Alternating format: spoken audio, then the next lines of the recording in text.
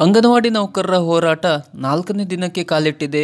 ಕೊರೆಯುವ ಚಳಿ, ಮೂಲಸೌಕರ್ಯ ಕೊರತೆ ಲೆಕ್ಕಿಸದೆ ವಿವಿಧ ಜಿಲ್ಲೆಯಿಂದ ಚಿಕ್ಕ ಮಕ್ಕಳನ್ನು ಜೊತೆಗೆ ಕರೆದುಕೊಂಡು ಬಂದು ಪ್ರತಿಭಟನೆಯಲ್ಲಿ ಸಾವಿರಾರು ಅಂಗನವಾಡಿ ಕಾರ್ಯಕರ್ತೆಯರು ಹಾಗೂ ಸಹಾಯಕಿಯರು ಪಾಲ್ಗೊಂಡಿದ್ದಾರೆ. ಆದರೆ ಸರ್ಕಾರದಿಂದ ಇನ್ನೂ ಯಾವುದೇ ಪ್ರತಿಕ್ರಿಯೆ ಬಂದಿಲ್ಲ.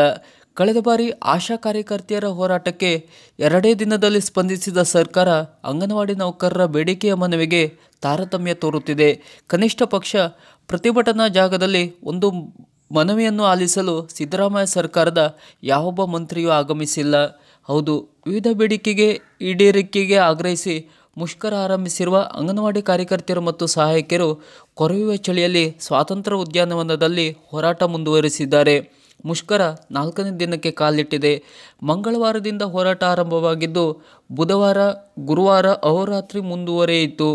ರಾಜ್ಯದ ವಿವಿಧ ಜಿಲ್ಲೆಗಳಿಂದ ಬಂದಿರುವ ಸಾವಿರಾರು ಅಂಗನವಾಡಿ ಕಾರ್ಯಕರ್ತೆಯರು ಮತ್ತು ಸಹಾಯಕಿಯರು ಸರ್ಕಾರದ ವಿರುದ್ಧ ಘೋಷಣಾ ಫಲಕ ಪ್ರದರ್ಶಿಸಿ ಘೋಷಣೆಗಳನ್ನು ಕೂಗುತ್ತಾ ಹೋರಾಟದ ಹಾಡಿನೊಂದಿಗೆ ತಮ್ಮ ಬೇಡಿಕೆಗಾಗಿ ಪಟ್ಟು ಹಿಡಿದಿದ್ದಾರೆ. ಅಂಗನವಾಡಿ ಕಾರ್ಯಕರ್ತೆಯರಿಗೆ ಒಂದು ತಿಂಗಳಿಗೆ 25,000 ಹಾಗೂ ಸಹಾಯಕಿಯರಿಗೆ 12,000 ವೇತನ ನಿಗದಿಪಡಿಸಬೇಕು. ಕಾರ್ಯಕರ್ತೆಯರನ್ನು ಸಿ ದರ್ಜೆ ಹಾಗೂ ಸಹಾಯಕಿಯರನ್ನು ಡಿ ದರ್ಜೆಯ ಸರ್ಕಾರಿ ನೌಕರರೆಂದು ಪರಿಗಣಿಸಬೇಕು ಎಂದು ಪ್ರತಿಭಟನೆಯಲ್ಲಿ ಪಾಲ್ಗೊಂಡ ಅಂಗನವಾಡಿ ಕಾರ್ಯಕರ್ತೆಯರು ಮಾಹಿತಿ ಹಂಚಿಕೊಂಡಿದ್ದಾರೆ. ಇನ್ನು ರಾಜ್ಯದ ವಿವಿಧ ಜಿಲ್ಲೆಗಳಿಂದ ಬಂದಿರುವ ಸಾವಿರಾರು ಅಂಗನವಾಡಿ ಕಾರ್ಯಕರ್ತೆಯರು ಮುಷ್ಕರದಲ್ಲಿ ಪಾಲ್ಗೊಂಡಿದ್ದಾರೆ. ಸ್ವಾತಂತ್ರ್ಯ ಉದ್ಯಾನವನ ಹಾಗೂ ಸುತ್ತಮುತ್ತಲೂ ಮೂಲಸೌಕರ್ಯ ಕೊರತೆ ಇದ್ದು ಪ್ರತಿಭಟನಾ ನಿರತ ಮಹಿಳೆಯರು ಪರದಾಡುತ್ತಿದ್ದಾರೆ. ಕಾರ್ಯಕರ್ತೆಯರು ಉದ್ಯಾನದಲ್ಲೇ ಉಳಿದುಕೊಂಡಿದ್ದು ಕುಡಿಯುವ ನೀರು, ಶೌಚಾಲಯ ಸಮಸ್ಯೆ ಉಂಟಾಗಿದೆ. ತಾತ್ಕಾಲಿಕ ಶೌಚಾಲಯ ವ್ಯವಸ್ಥೆ ಮಾಡದ ಕಾರಣದಿಂದ ಹಣ ನೀಡಿ ಶೌಚಾಲಯಗಳನ್ನು ಬಳಸುವ ಪರಿಸ್ಥಿತಿ ನಿರ್ಮಾಣವಾಗಿದೆ ಎಂದು ಸಂಘದ ಅಧ್ಯಕ್ಷೆ ಬಿ ಪ್ರೇಮಾ ಅವರು ತಿಳಿಸಿದ್ದಾರೆ. ಇನ್ನು ಗುರುವಾರ ಸಚಿವ ಸಂಪುಟ ನಡೆಯಲಿದ್ದು ಆನಂತರ ತೀರ್ಮಾನ ತೆಗೆದುಕೊಳ್ಳುತ್ತೇವೆ.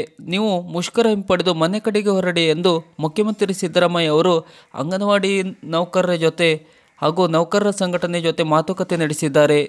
ಅಂಗನವಾಡಿ ಕಾರ್ಯಕರ್ತೆಯರು ಸಹಾಯಕಿಯರ ಬೇಡಿಕೆಗಳನ್ನು ಈಡೇರಿಸುವಂತೆ ಆಗ್ರಹಿಸಿ ಮನವಿ ಸಲ್ಲಿಸಲು ಬುಧವಾರ ಸಂಜೆ ಮುಖ್ಯಮಂತ್ರಿ ಜೊತೆ ಭೇಟಿ ಮಾಡಿದ ನೌಕರರ ಸಂಘದ ಜೊತೆ ಸಿಎಂ ಈ ರೀತಿ ಚರ್ಚೆ ನಡೆಸಿದ್ದಾರೆ ಎಂದು ಹೇಳಲಾಗುತ್ತಿದೆ. ಇದಕ್ಕೆ ಅಂಗನವಾಡಿ ನೌಕರರ ಸಂಘ ನಮ್ಮ ಬೇಡಿಕೆಗೆ ಸ್ಪಂದಿಸದೆ ಹೋಗುವುದಿಲ್ಲ, ಪ್ರತಿಭಟನೆಯನ್ನು ವಾಪಸ್ ತೆಗೆದುಕೊಳ್ಳುವುದಿಲ್ಲ ಎಂದು ಪ್ರತಿಭಟನೆಯನ್ನು ಮುಂದುವರಿಸಿದ್ದಾರೆ. ಸಚಿವ ಸಂಪುಟ ಸಭೆಯ ನಂತರ ಅಂಗನವಾಡಿ ನೌಕರರ ಪರ ಯಾವ ತೀರ್ಮಾನ ಬರಲಿದೆ ಎಂಬುದು ಕಾದು ನೋಡಬೇಕಾಗಿದೆ. ಸರ್ಕಾರದ ಈ ಥರದ ಇನ್ನಷ್ಟು ಮಾಹಿತಿಗಳಿಗಾಗಿ ಹಾಗೂ ಅಂಗನವಾಡಿ ನೌಕರರ ಇನ್ನಷ್ಟು ಹೊಸ ಅಪ್ಡೇಟ್ನ ಮಾಹಿತಿಗಳಿಗಾಗಿ ನಮ್ಮ ಚಾನಲನ್ನು ಸಬ್ಸ್ಕ್ರೈಬ್ ಮಾಡಿ ನಮ್ಮನ್ನು ಬೆಂಬಲಿಸಿ. ನಮಸ್ಕಾರ.